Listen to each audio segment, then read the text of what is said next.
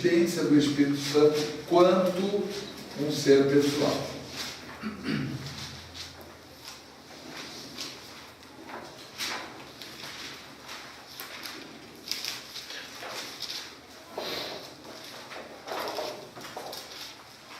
Quem pode ler para nós aí, Atos capítulo 5, versículo 3? Disse então Pedro: Ananias, por que encheu Satanás o teu coração para que mentisse ao Espírito Santo e retivesses parte do preço da verdade? O que estava acontecendo aqui é que Ananias e Safira tinham visto que Barnabé tinha vendido uma propriedade e trazido o dinheiro todo da propriedade para a igreja estava crescendo, havia muitas necessidades, e eles fizeram também um propósito. Tinham uma propriedade, iriam vender aquela propriedade e entregar o dinheiro todo na igreja. Depois que eles venderam a propriedade e o dinheiro veio, eles agora ficaram num conflito interior, entre dar tudo e ficar com uma parte. O erro que eles cometeram foi de querer enganar a igreja, de querer mentir para a igreja.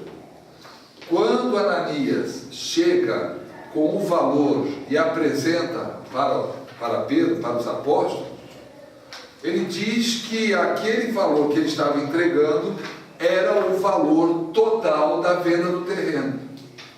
Pedro não poderia saber se aquele valor era correto ou não. Ele, como pessoa, ele não tinha como saber isso. Só que o Espírito Santo, que sabia tudo, chegou e falou para Pedro: Pedro, ele está mentindo. Não é esse valor não, ele está querendo enganar. Por isso que Pedro diz para Ananias: Ananias, por que você mentiu ao Espírito Santo? Se você ler a continuação dos versículos aí, ele diz: tu não mentistes a homens, mas mentistes a Deus, colocando então o Espírito Santo como Deus. Isso mostra para nós, irmãos, que você enganar homens, você pode. Mas a Deus não é difícil enganar homens. Uma boa mentira, uma colocação bem feita, a pessoa acredita naquilo que você falou. Mas Deus é impossível de ser enganado. Ainda induzir a própria esposa, né? Para você soltar no mesmo. Eles entraram em acordo, né? Ananias e Safira, eles entraram em acordo para enganar. Foi algo premeditado. Eles não precisavam nada disso. Tanto que Pedro falou: quem é que falou para você fazer isso? Estando contigo era teu, vendido era teu, você não precisava usar desta forma. Você poderia ter separado o que você quisesse e entregar o que você quisesse. Agora, por que você veio e tentou enganar a igreja? E o resultado disso foi morte, né? Caiu morto, na mesma hora. Então o Espírito Santo sabe todas as coisas, ele é um ser pessoal. Vamos ler também, aproveitando Atos, capítulo 7, versículo 51. Palavras do primeiro mártir, Estevão.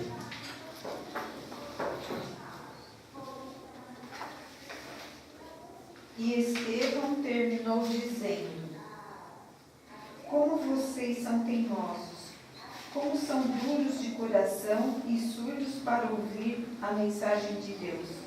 Vocês sempre têm rejeitado o Espírito Santo, como seus antepassados rejeitam. Em outras versões, vocês sempre resistem ao Espírito Santo. Então, resistir ao Espírito Santo é resistir a uma pessoa. E essa é a mensagem que Estevão está entregando para eles. Aqui em 1 Tessalonicenses 5,19, sabe qual é o risco de você resistir continuamente ao Espírito Santo? É o que está aqui agora em 1 Tessalonicenses 5,19. O Espírito Santo fala, a pessoa rejeita. Ele não veio para guiar em toda a verdade? Quando a pessoa está fazendo algo contrário à palavra de Deus, o Espírito Santo está ali, opa, se arrepende, muda de direção, não faça isso, isso está errado. E em vez da pessoa dar ouvidos à voz do Espírito Santo, ela começa a entrar num processo de resistência e autoconvencimento. Não, mas eu acho, na minha opinião, porque tem pessoas que fazem não sei como, aquele pastor fez, então também, se ele fosse pecado, ele não faria. E a pessoa começa a resistir ao Espírito Santo. Pode acontecer o que está aí em 1 Tessalonicenses 5,19.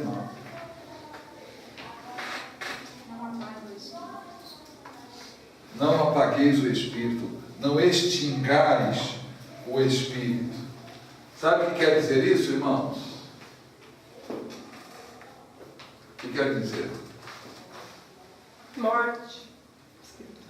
Morte espiritual. O Espírito Santo se retira. Essa frase não bíblica, uma vez salvo, sempre salvo, não está na Bíblia. Uma vez que a pessoa foi salva, ela é salva para o resto da vida. Quem é que falou isso? Onde está isso na Bíblia? Só que entra num processo de lógica humana, raciocínio humano. Só que a palavra do Senhor diz: aquele que perseverar até o fim, este é que será salvo. Isso é Bíblia.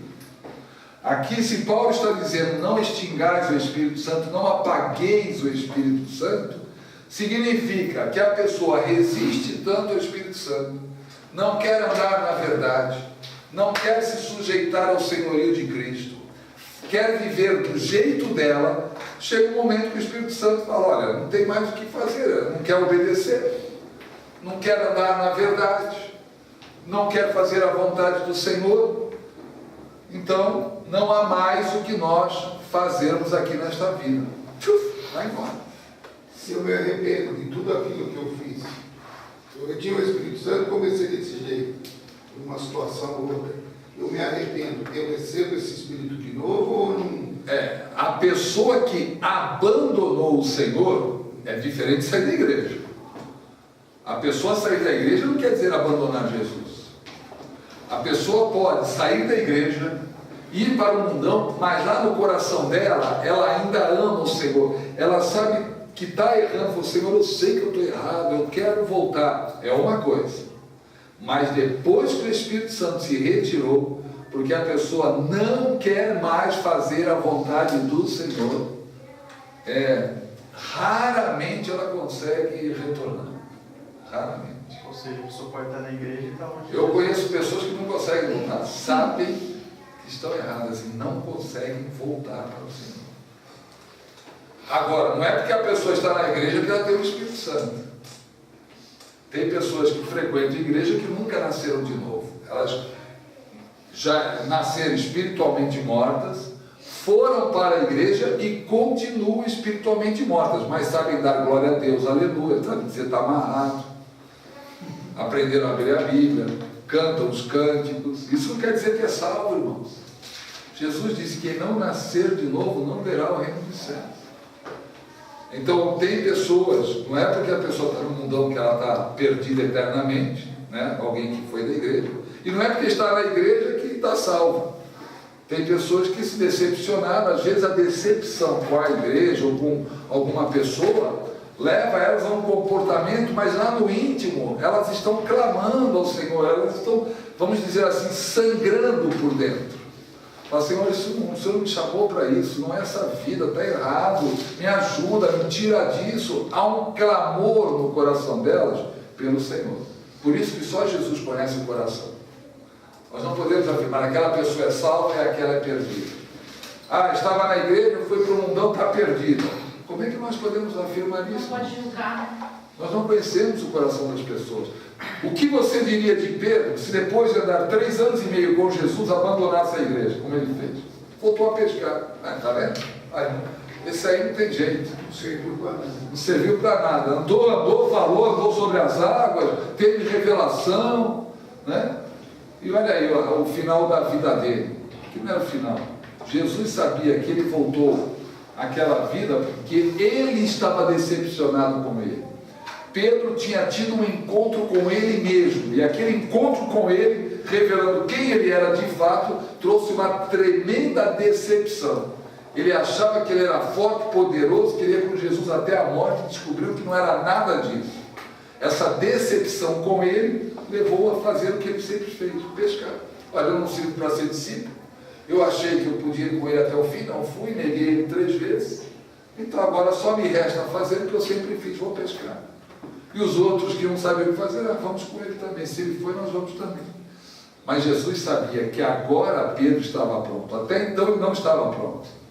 Mas ao ter um encontro com ele, descobrir toda a sua fragilidade, incapacidade nele de andar com o Senhor, agora ele estava pronto para a obra que o Senhor tinha preparado para a vida dele. Por isso que Jesus vai atrás e resgata Pedro. Talvez nas nossas igrejas nós apontássemos Pedro, né, desviado, que é o que ele fez, se desviou, né? Voltou a pescar.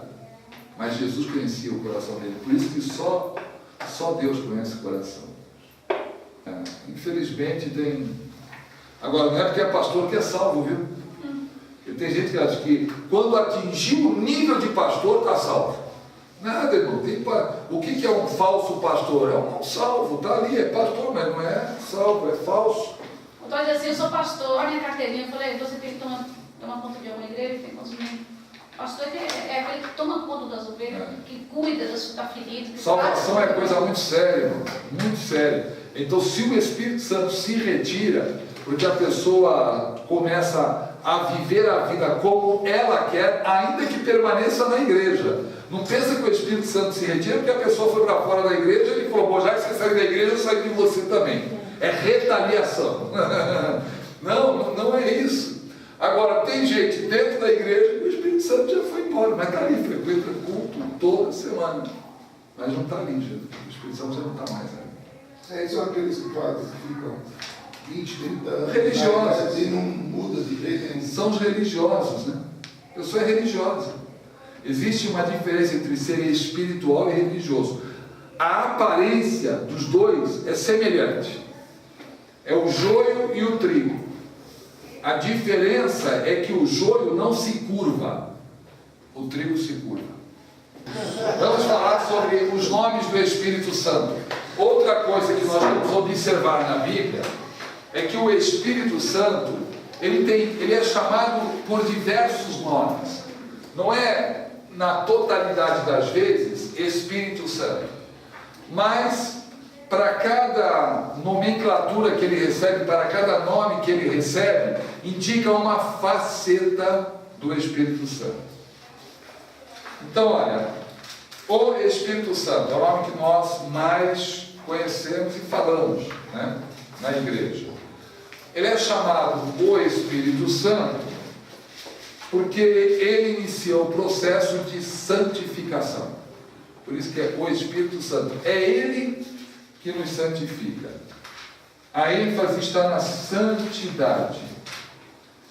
Vamos ler a primeira epístola de Pedro, capítulo 1, versículo 12. Lembra como que era a nossa linguagem antes da conversão? Como que era a nossa linguagem? Uma bênção, não era? Alguém chegava e te cortava na rua. Só palavras. Só a palavra vai com Deus. Era isso? Agora você entrava em crise quando falava o palavrão, trazia uma crise tremenda. Nada, aquilo saía espontaneamente.